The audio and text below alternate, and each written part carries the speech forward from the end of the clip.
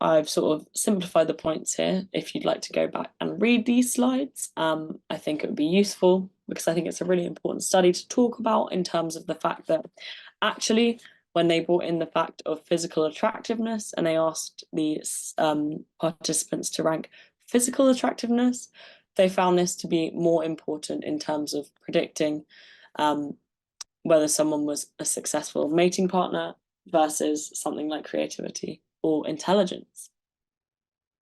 However, it is interesting to note that creativity was the only measured ability that actually predicted mate appeal, especially in women. However, their physical attractiveness did influence this perception. And in terms of intelligence, the main takeaway is that women's intelligence was not more important for long-term, was not judged as more important by men for long-term appeal or long-term mating abilities or, attraction essentially. And they tended to value physical attractiveness more. So another really important study that would be really interesting to discuss in the essay. However, it wasn't without its weaknesses. So it was the sample size, or the participants that took part in this study, were young, highly educated, which again limits the generalizability.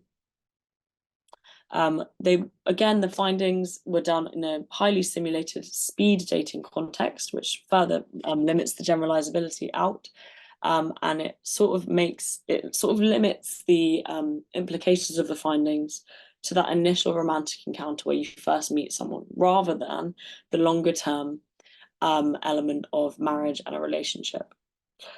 And therefore, the finding that physical attractiveness was found to be more important than intelligence might not actually apply so much when it comes down to marriage, as opposed to when it's a first dating opportunity.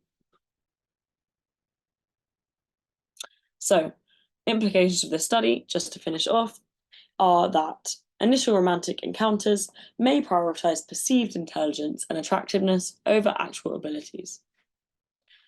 Longitudinal research is needed, though, to determine if actual abilities translate into long-term desirability.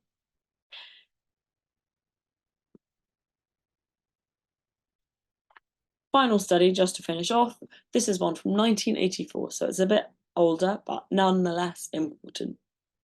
They looked into personality, and they wondered whether personality and intelligence had anything to predict about marital satisfaction, so how happy men and women were in their marriages.